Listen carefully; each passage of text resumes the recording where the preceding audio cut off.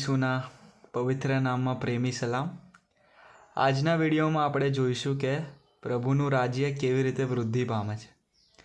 Mark તેનો 4થો અધ્યાય ને તેની 26થી 29 કલમમાં ઈસુ પ્રભુના રાજ્યને જાણે કે ખેતરમાં ખેતી કરતા માણસ સાથે સંબંધિત કરે છે.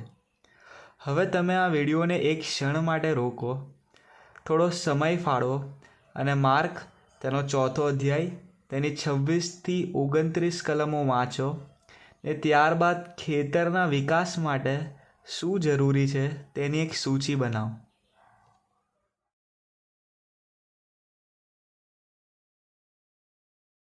સારું, તો આશા રાખીએ છીએ કે તમે માર્ક 4:26થી 29 કલમો વાંચી છે ને હવે તમારી પાસે એક સૂચિ છે જે કંઈક આના જેવી દેખાય છે. તો ચાલો થોડો સમય કાઢીએ અને આ વિવિધ તત્વો વિશે જોઈએ કે કેવી રીતે ખેતરમાં વૃદ્ધિ આવે છે. સૌપ્રથમ આપણે નોંધ્યું કે ત્યાં એક વાવનાર છે. હવે પ્રભુના રાજ્યમાં વાવનાર હરેક વિશ્વાસી છે. ખૂબ જ ધ્યાનથી સાંભળજો. પ્રભુના રાજ્યમાં વાવનાર હરેક વિશ્વાસી છે. એવું નથી કે ખાલી પાળક કે સુસમાચાર પ્રચારક કે પછી પ્રબોધ કરનાર જ વાવનાર છે, પણ દરેક વિશ્વાસી પ્રભુના રાજ્યમાં વાવનાર છે. બીજું આપણે જોઈએ છે ત્યાં જમીનને.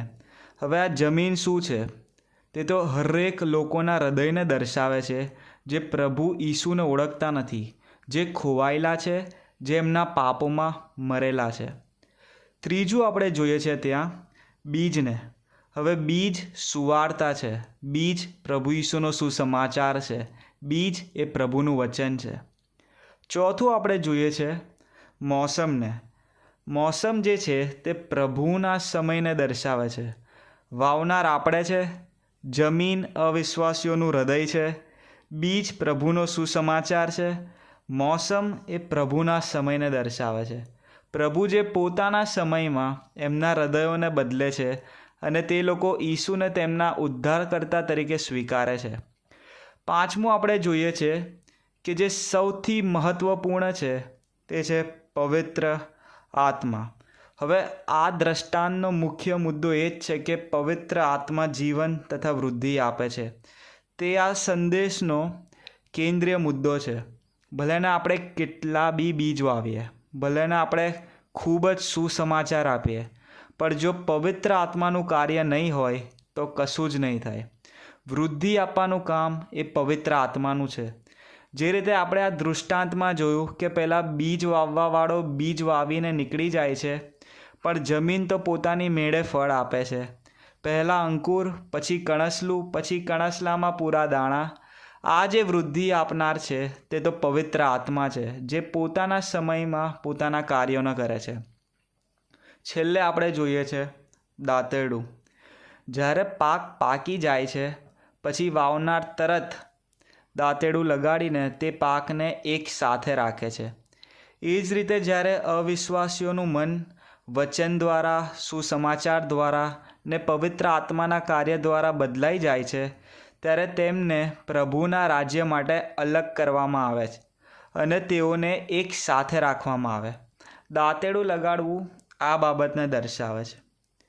અમે આશા રાખીએ છીએ કે પ્રભુએ આ દ્રષ્ટાંત દ્વારા તમારી સાથે વાતચીત કરી છે. જે રીતે આપણે આ 6 બાબતોને જોઈ કે જે પ્રભુના રાજ્યની વૃદ્ધિ માટે જરૂરી છે, હવે આ જ વાતને શીખવા માટે ચાલો એક સરળ ચિત્ર જોઈએ જે આપણને આ બાબતને યાદ રાખવા માટે ખૂબ જ મદદ કરશે. દરેક વાવનારને સૌપ્રથમ એક ખાલી જગ્યા શોધવાની જરૂર છે. ખાલી જગ્યા શોધ્યા પછી વાવનારને ત્યાં પ્રવેશ કરવાની જરૂર છે.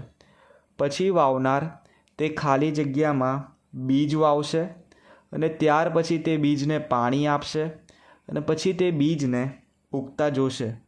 પછી જ્યારે કાપણીનો સમય આવે ત્યારે દાંતરડું લગાડીને તેને કાપશે અને પછી તેઓ ફરીથી તે બીજને વાવશે, જેથી આ પ્રક્રિયા હંમેશા માટે ચાલુ રહે. હવે પ્રભુના રાજ્યની વૃદ્ધિ પણ આવી જ રીતે થાય છે. સૌથી પહેલાં આપણે જોઈએ છે પ્રવેશ. હવે ક્યાં પ્રવેશ કરવાનો છે? એવી જગ્યામાં પ્રવેશ કરવાનો છે જ્યાં પહેલાં કદી સુવાર્તા પહોંચી નથી, એવી જગ્યાઓમાં કે જ્યાં પ્રભુ ઈસુ ખ્રિસ્તનું નામ પહોંચ્યું નથી. પ્રવેશ કર્યા પછી બીજું જે કામ કરવામાં આવે છે તે છે બીજ વાવવાનું. એનો મતલબ છે સુવાર્તા. ત્યાંના લોકોને પ્રભુ ઈસુ ખ્રિસ્ત વિશે કહેવું. સુવાર્તા આપ્યા પછી આપણે જોઈએ છે ત્રીજી જે બાબત છે તે છે શિષ્ય બનાવવા. જે લોકો સુવાર્તાનો સ્વીકાર કરે છે ત્યારબાદ તેમને પ્રભુના વચનો વિશે હજુ વધારે શીખવાડવામાં આવે છે. શિષ્ય બનાવ્યા પછી ચોથી જે બાબત આપણે જોઈએ છે તે છે તે શિષ્યોને ચર્ચમાં એકત્રિત કરવા. જે રીતે દાંતેડું લગાડીને પાકને એક સાથે રાખવામાં આવે છે તે જ પ્રમાણે આ નવા શિષ્યોને ચર્ચમાં એકત્રિત કરવામાં આવે છે. હવે અહીંયા આપણું કામ પૂરું નહીં થતું. અગર પૂરું થઈ ગયું તો પછી આ પ્રક્રિયા અહીંયા જ પૂરી થઈ જશે ને પછી પ્રભુનું રાજ્ય હજુ વધારે વૃદ્ધિ નહીં પામી શકે. તો આપણો જે અંત છે તે ચર્ચ નથી. આપણું જે અંત છે તે આ ચર્ચમાંથી આપણે આગેવાનોને ઊભા કરીએ કે જે આ પ્રક્રિયાને ચાલુ રાખે અને તે પણ જઈને સુવાર્તા આપે અને પછી શિષ્ય બનાવે. સારું, તમે આશા રાખીએ છીએ કે પ્રભુએ આ દ્રષ્ટાંત દ્વારા તમારી સાથે વાતચીત કરી છે. હવે એક કાગળ લો અને આ પ્રક્રિયાને થોડીવાર દોરવાની પ્રેક્ટિસ કરો. પછી બીજા વિશ્વાસીને શોધો ને તમે આ ચિત્રને તેની સાથે શેર કરો અને આ પ્રક્રિયાને સમજાવવાનો પ્રયત્ન કરો. Thank you.